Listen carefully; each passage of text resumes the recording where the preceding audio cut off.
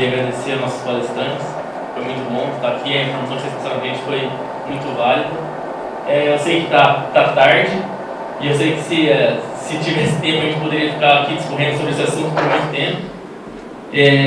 Eu gostaria, se alguém tiver alguma dúvida, se alguém quiser fazer alguma pergunta, abrir para fazer alguma pergunta para o pessoal. Eu não quero também criar um incômodo, deixar vocês aqui muito tempo, mas se alguém tiver querendo fazer alguma pergunta para esclarecer alguma dúvida que ficou das palestras, esse é o momento que a gente abre para as perguntas. Eu queria fazer uma pergunta com o Carlos. Circulou esses tempos atrás na internet um vídeo do Nick Hanauer, numa palestra da TED.com, que ele fala sobre, ele se autodenomina um plutocrata. Você chegou a assistir esse vídeo? Não sei se você está me entendendo. É um vídeo da TED.com, Nick Hanauer, que se autodenomina plutocrata. Ele fala que está havendo de novo uma grande concentração de renda dos mais ricos do mundo. E que ele fala que, está conseguindo entender? Está bem devagar. E ele fala que ele está antevendo, né? Está vendo os forcados da Idade Média voltando, né? O povo pobre se voltando contra os poderosos por causa dessa concentração. E ele faz uma análise em que ele é um bilionário, dizendo que tem que se prestar atenção nisso, de que está havendo de novo uma grande concentração de dinheiro na mão de poucos. E ele defende a ideia de que essa riqueza deveria ser transferida para a classe média, que é ela que cria riqueza. Queria saber a sua opinião, se você entende assim também, porque a gente sabe que o socialismo não é a solução, mas também, por outro lado, está havendo de novo, né, uma grande concentração de capital na mão de poucos, né? Sí, ahora el tema está muy popular, especialmente con el libro de Piketty también, sobre el capital en el siglo XXI, que es el libro de Piketty, el economista francés que se ha vuelto muy famoso. Hay que tomar en cuenta que lo que ellos analizan es la desigualdad en el mundo desarrollado, que son Estados Unidos, Canadá y Europa. Incluso ha salido datos, el Financial Times hizo un análisis de las cifras de Piketty y encontró serios problemas con las cifras de Piketty sobre concentración de la riqueza. Encontró de que, por ejemplo, Piketty usa datos nada más de 3 países, Francia, Reino Unido y Suecia, y luego supone que esos 3 países representan toda Europa, lo cual es una gran suposición. Efectivamente, es muy probable que haya una acumulación de riqueza en los países ricos, en los países desarrollados. Pero si nosotros vemos la distribución de la riqueza, las diferencias de ingreso en todo el mundo han venido cayendo, precisamente porque los países desarrollados, los países en desarrollo, están aumentando, están creciendo a un ritmo más rápido que los países desarrollados. Uno de los fenómenos, una de las razones por las cuales ha habido un aumento de la desigualdad en Estados Unidos, por ejemplo, es por el ascenso de China. China ahora se ha vuelto la fábrica del mundo. China produce muchos bienes y la incorporación de 1.000 millones de nuevos trabajadores a la fuerza laboral global ha tenido un impacto negativo en los ingresos de trabajadores estadounidenses que dependen de manufactura, que trabajan en manufactura, porque están compitiendo con chinos que son más baratos. Eso es un fenómeno que es inevitable, al menos que nosotros queramos que los chinos sigan viviendo en la pobreza, no vamos a poder evitar este tipo de cosas. También hay otros factores. Ha habido, por ejemplo, las políticas de la Reserva Federal en los últimos años, del 2008 a la fecha, han creado una burbuja en Wall Street que ha hecho que aumente la disparidad de ingresos. En fin, son muchos fenómenos. Algunos sí hay que prestarles cuidado, Algunos sí hay que contrarrestar, como el caso de la política de la Reserva Federal. Otros son inevitables, como es el ascenso de China y el ascenso de India y otros países en desarrollo. Obrigado. Minha pergunta é muito simples, Frederico. Bem simples, e eu sei que está todo mundo cansado, mas eu não podia deixar fazer essa pergunta. Como você analisa os acontecimentos do último dia 29 no Centro Cívico de Curitiba? É uma pergunta interessante, né? De fato, eu acho que ao que me parece, nenhum dos lados tem razão. O governador do estado não tem razão, porque não soube conduzir bem as coisas. Primeiro, não soube apresentar esse projeto de reforma da Previdência para a sociedade, expor as razões de por que precisa ser alterado o sistema previdenciário dos servidores públicos e, de certa forma, foi incompetente em fazer isso, de fato, e conduziu mal as forças de segurança pública conduziram mal a resposta ali aos manifestantes, né? O que aconteceu? E do lado dos manifestantes também eu acho que agiram mal, porque acabaram apelando à violência, à força, tentando invadir a Assembleia Legislativa, sendo que havia uma decisão judicial no desembargador do Tribunal de Justiça, impedindo o acesso deles às galerias, com um fundamento jurídico válido, que é o qual, com base naquele episódio anterior em que eles invadiram a Assembleia Legislativa e impediram a realização de uma sessão pelos deputados estaduais. Então, eu acho que houve um excesso por parte das forças de segurança pública e os policiais que cometeram esses excessos têm que ser responsabilizados. O governador se mostrou incompetente, pois não soube convencer a sociedade, mostrar as razões da necessidade dessa reforma previdenciária.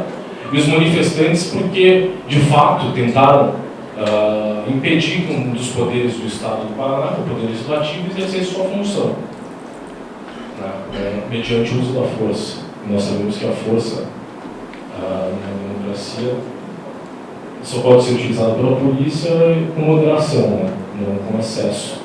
Senão a gente vê uma sociedade de selvagens e uma coisa meio do homem, lobo do homem, né, uma coisa meio robesiana. Né?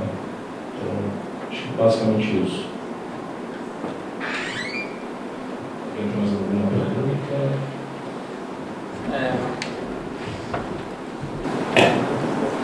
Continuando a pergunta do Frederico sobre a questão do centro cívico, como você vê a participação do sindicato, que você falou na sua palestra, com esse viés do partido de esquerda, essa ligação, você acha que a participação dos sindicatos no resultado que a gente teve aqui no Paraná com os professores? De fato, eu acho que os sindicatos, mais do que defender o justo direito dos professores de manifestação, ele politizou a questão. Né? Você vê a própria presidente da APP, ela é uma ex-candidata a deputada federal de um partido de oposição ao governo de Igarapé. Então você vê que, de fato, a questão foi politizada e a politização da manifestação acabou gerando todos esses atos de violência. Ao que me parece, o sindicato buscou esse acirramento dos ânimos, né? Então, acho que é lamentável a atitude do sindicato.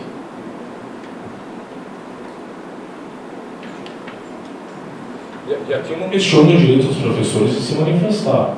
A única coisa que a gente questiona é que, por exemplo, a gente teve 2 manifestações no Brasil em março e em abril, em que havia mais de 2 milhões de pessoas e não ocorreu nenhum episódio de violência. Então você vê que o problema, houve excesso das forças policiais, houve, mas esse excesso não isenta os causadores do tumulto de culpa, né? Mesmo porque eles foram os causadores, a polícia só reagiu. Ela reagiu com excesso e o excesso tem que ser punido. Parece uma cilada bem armada que deve cair. Sim. Nisso o governador foi desastroso e, de fato, tem mostrado sua incompetência, no mínimo nesse aspecto, né? Frederico, e o que fazer para combater essa toda essa estrutura socialista que foi montada e que está dando certo e que continua por muitas pessoas inteligentes que ainda a gente vê que tem cultura, tem estudo e continua indo, seguindo essa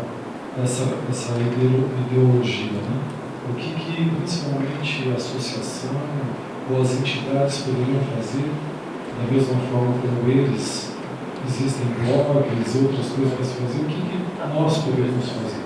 Posso fazer esse combate? Né? A minha pergunta tem mais ou menos a ver com a do Jean, só que um pouco diferente. Existe uma forma de um município ou um estado tornar sua política liberalista, sendo que a União não é liberalista?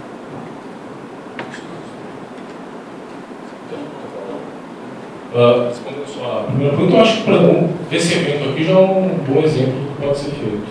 Eu acho que uma grande ferramenta hoje de disseminação de ideias que a gente tem são as redes sociais, né? Que foram justamente as redes sociais que propiciaram que essas manifestações de março e abril ocorressem no Brasil. Sem elas, você não conseguiria reunir 2 milhões de pessoas.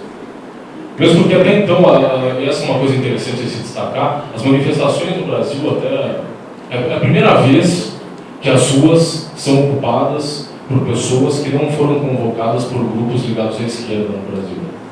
Até aquelas manifestações para impeachment do Collor, por exemplo, as próprias diretas já, foram todas convocadas por organizações de entidade civil ligadas a esses partidos de esquerda. Pela primeira vez no Brasil, as pessoas, isso só foi possível pelas redes sociais, conseguiram se comunicar, compartilhar as ideias, chegaram ao mesmo diagnóstico, que parece, né, dos problemas que o país está passando. E alguns indivíduos convocaram manifestações e saíram nas ruas espontaneamente. Né?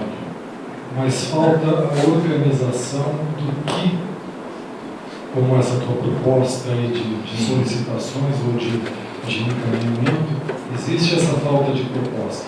Porque todo mundo saiu na rua muito bonito, só que cada um pensando uma coisa, sem um direcionamento. Eu acho que uma das coisas que a gente tem que mudar, por exemplo, essa cultura que se instaurou nas entidades da sociedade civil, de que, sob o pretexto de serem apartidárias, se tornaram políticas. Né? Então, acho que isso é uma coisa que tem que ser combatida. Por quê? Porque, de fato, quais os canais institucionais que a gente tem para fazer pressão sobre os governos? São as entidades representativas, é uma associação comercial, é um partido político, que hoje, infelizmente, a maior parte dos partidos políticos perderam esse contato com a realidade.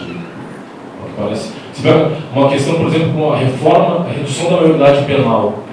Esse é um exemplo, para mim, mais claro do descolamento que há. Parece que os políticos no Brasil, as classes políticas, estão vivendo fora da realidade. Né? Porque, sem entrar no mérito se a redução da maioridade penal é boa ou ruim, mas será 87% dos brasileiros são favoráveis à redução da maioridade penal e não se consegue aprovar um projeto de lei reduzindo a maioridade penal. E ela não é inconstitucional. Eu, como especialista em constitucional, posso afirmar, não é inconstitucional. Apesar do que dizem os opositores da redução, ela não é constitucional. Então, eu acho que cabe à sociedade se organizar e as entidades civis e como que isso pode ser feito? As pessoas têm que começar a cobrar uma atitude dessas entidades. Né? Eu, como advogado, por exemplo, tenho que fazer minha parte. Eu tenho que ir numa reunião da OAB e dizer, opa, espera aí. Que, por exemplo, o Conselho Federal da OAB, o Conselho Estadual da OAB se manifestou nesse evento do dia 29 de março, nesse incidente no Centro Cívico, contra o governo estadual. O Conselho Estadual da OAB nunca emitiu nenhuma nota de repúdio a tudo que aconteceu no caso da Petrobras. Quer dizer, então você vê que na verdade são 2 pesos e 2 medidas. Quando é uma medida que envolve um governo, né, cujos os advogados são contrários, não fazem nada, então são favoráveis. Então, o que cabe a nós mesmos, começarmos como cidadãos a exercer pressão sobre a classe política e sobre os nossos cidadãos. Eu, como advogado, tenho que ir lá numa reunião, numa sessão lá da OAB e começar a falar, espera um pouquinho. Vocês não vão emitir nenhuma nota de mentira, tudo bem, emitiu contra o governador, por que não contra o governo federal? Então, essa é uma mudança. Por exemplo, a maior parte dos brasileiros, infelizmente, não lembra um ano depois em quem votou para deputado. Eu dou um exemplo muito claro, uma coisa grave que eu não tive a oportunidade de mencionar, que é o aparelhamento do Estado no Brasil. Nós temos um exemplo claro que está se passando agora, que é a indicação do novo ministro do Supremo Tribunal Federal. Apesar de ser um jurista do Paraná, e que muito, sim, é ótimo que seja do Paraná, mas é um indivíduo que é ligado ao MST, é ligado à CUT. Pra você ter noção, ele escreveu um artigo em 1986, dizendo que as propriedades rurais tinham que ser desapropriadas sem indenização. Ele é procurador do Estado do Paraná. A Constituição do Estado do Paraná diz que é proibido que os procuradores do Estado advoguem, que tem um escritório, eles exerçam advocacia privada. Pois esse sujeito, que é professor titular da Federal do Paraná, era procurador do Estado e tinha um advogado, tinha um escritório, estava exercendo advocacia privada, desrespeitando a Constituição do Estado. Como se coloca um indivíduo que desrespeita a Constituição do seu Estado para ser o guardião da Constituição Federal? Isso é um absurdo, né? E aí o nosso líder da oposição, o senador que é líder da oposição nesse país, se mostra favorável a esse candidato. Por quais motivos? Né? Tem um meio legal de parar isso. Infelizmente, o meio legal é o processo no Senado. Daí cabe, por exemplo, e eu como cidadão fiz isso, eu liguei no gabinete dos senadores que eu pude, e melhor do que mandar e-mail é ligar. E começar a fazer pressão. Nós, cidadãos, temos que começar a exercer nosso papel. Que é o que acontece nos Estados Unidos, por exemplo. A sociedade é altamente mobilizada. Quando o presidente da República indica o ministro da Suprema Corte, no outro dia, você vê milhares de pessoas se organizando e ligando nos gabinetes e falando: desculpa, senador, mas olha esse candidato aqui, ele tem ligações com o MST. Será que nós queremos um indivíduo como esse no nosso Supremo Tribunal Federal? Um indivíduo que não respeita o direito de propriedade, que está garantido na Constituição? A gente nem sabia. Sim. Por isso que é importante. Daí a importância, por exemplo, das redes sociais, dos blogs, da gente tentar e fazer a nossa parte. Nós, como o WhatsApp, por exemplo, veja que maravilha, a gente na mão aqui pode disseminar informação. O conteúdo, você assistiu essa palestra hoje, opa, olha, meu amigo, descobri tal fato. As redes sociais, e olha, elas são a salvação da democracia. Veja que o Nicolás Maduro proibiu agora o uso das redes sociais na Venezuela, que era o único canal que sobrava ainda de um último respiro democrático na Venezuela. E aí ele proibiu o uso das redes sociais e agora, como última medida, proibiu o uso do WhatsApp. Que é difícil. Desculpa, porque às vezes a gente acaba assim um pouco. Boa noite. Você disse na sua apresentação que o político ele usa o dinheiro do outro para fazer um serviço para o outro. Desculpa, eu estou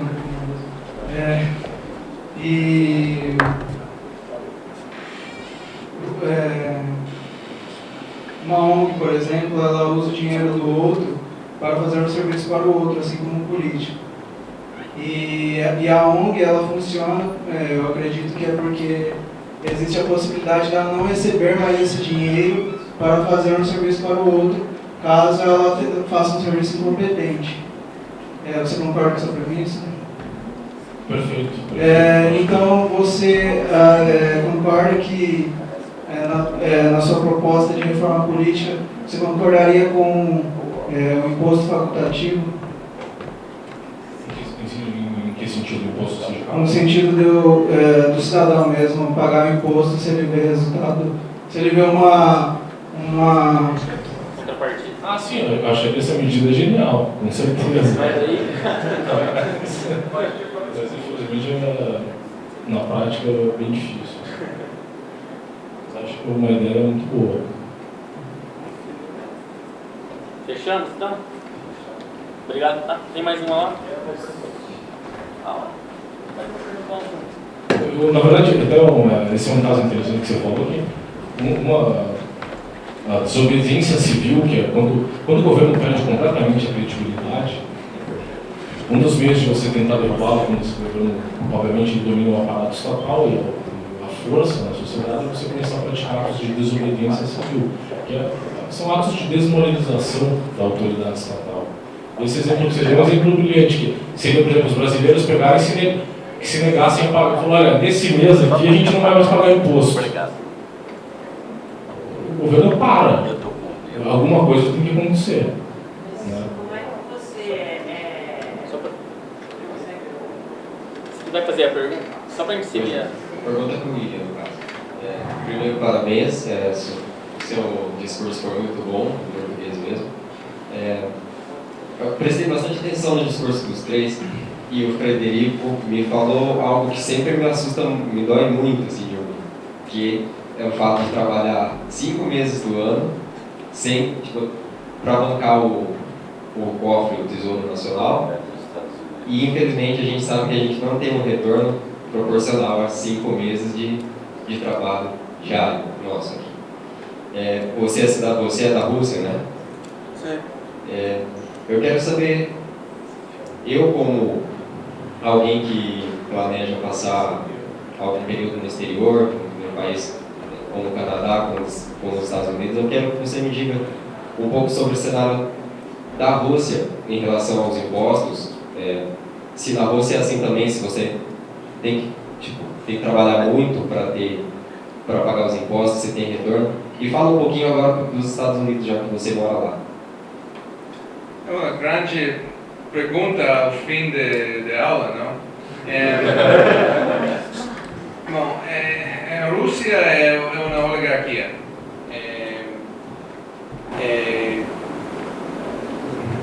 Putin ha em mente uma visão geopolítica de como controlar o país que, bom, não importa o que diz a Constituição. A Rússia também, no fim dos 90, tinha a oportunidade de juntar-se ao mundo ocidental, liberal, mais desarrollado, e não tornou a outro lado. Yeltsin eligió mal a Putin, a su sucesor, y es el problema. Así que los problemas de Rusia son mucho más complejos que solamente cambiar las leyes o cambiar la constitución. Estados Unidos, bueno, hay un gran debate entre un debate teórico y práctico sobre cómo interpretar la Constitución, cuáles límites hay no gobierno federal y la relación entre lo individual y los poderes estatales y federales. La administración de Obama ha dañado el constitucionalismo estadounidense en varias formas. Y con los jueces que apuntó y con los abusos ejecutivos que fez.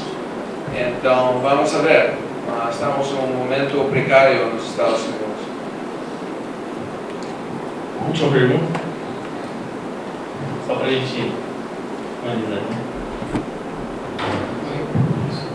Eu queria perguntar para todos os palestrantes, mas em específico para Frederico e para o Guilherme.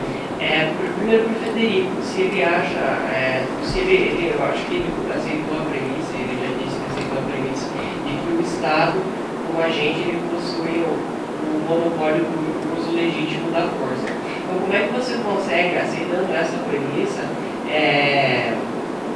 defender uma espécie de desobediência civil ou uma espécie de renúncia à obediência política sem você sofrer as sanções por isso? Porque justamente a principal são sanções do TPE, autoridade política. E para o William, como é que o modelo republicano democrático constitucional ele se mostrou insuficiente suficiente para limitar realmente os poderes do Estado. Porque até mesmo uma das constituições mais liberais do mundo, que eu acho que é a americana, ela está lentamente perdendo toda a sua eficácia. Enfim, os juízes da Suprema Corte vão desliberalizando a Constituição. Então, a Constituição não seria uma forma ineficiente de se limitar o poder político do Estado como agente.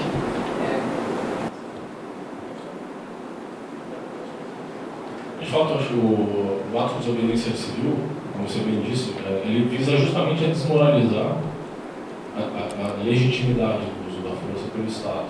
Pode ser que você sofra a sanção, pode, mas é justamente no momento em que você sofre essa sanção que você está tornando mais claro que o Estado está fazendo isso ilegitimamente. Como é o caso, por exemplo, hoje dos prisioneiros, por exemplo, dos prisioneiros cubanos que fazem greve de fome, por exemplo. Você não deixa de reconhecer que o Estado tem a legitimidade, só que você, no ato mesmo que você reconhece essa legitimidade, você está questionando daí que a beleza da desobediência civil. Os desdobramentos constitucionais nos Estados Unidos não são a causa de sistema partidário com duas partidas grandes, senão que mais que nos anos 30, ao fim dos anos 30, a Corte Suprema decidiu a cambiar o mantenimento dos limites constitucionais ao governo federal. Por exemplo, há uma cláusula que se chama a cláusula da regulação, que dá o poder ao Congresso, ao governo federal, a regular o comércio interestatal. E no ano 42, a Corte Suprema interpretou esta cláusula a dar o poder ao governo federal a regular granjero, farmer, que hizo crescer o trigo, wheat, na sua própria farm, e não foi parte do comércio interestatal, nada disso. Mas a Corte razonou que porque todos os granjeros, como é a palavra? Fazendeiro. Fazendeiro? Todos são fazendeiros, se agregas toda a sua produtividade, tem grande efeito no comércio nacional. E por isso o governo federal pode regular a atividade econômica local. É um exemplo. Desde então, a mesma coisa passou com os direitos. Interpretar que uns direitos são mais iguais a outros, como George Orwell tipo de interpretação. E dessa base dos anos 37, 42, a interpretação da Constituição, o direito constitucional, mais e mais se distinguiu do texto constitucional. Queria agradecer agora aos palestrantes e entregar uma lembrança para vocês. Queria chamar aqui o Paulo Briguet, em nome da CIL, para entregar uma lembrancinha para o William. O Felipe de Maringá, queria chamar você aqui na frente para entregar como nosso próximo evento, que vai ser em Maringá. Então, o presidente de Maringá. E o Nelson. Onde o é Nelson, Big Ben? vem cá. Deve ser Big Ben. E o Nelson pode JCI também para entregar o presente.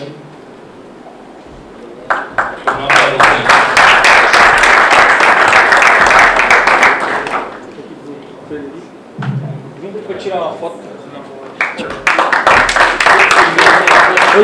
Federico, junta lá, Federico. Aí, Felipe Mendes. Queria agradecer então a presença de todos. Fiquem de olho que o Conjove sempre promove eventos como esse para esclarecer a população e para promover esse debate. Quem estiver interessado também em participar do Conselho do Jovem Empresário, entre em contato com a CIL, que eles vão passar para vocês os dados. Terça-feira, 7h15, 7h30 da manhã em C1. É isso aí. Muito obrigado.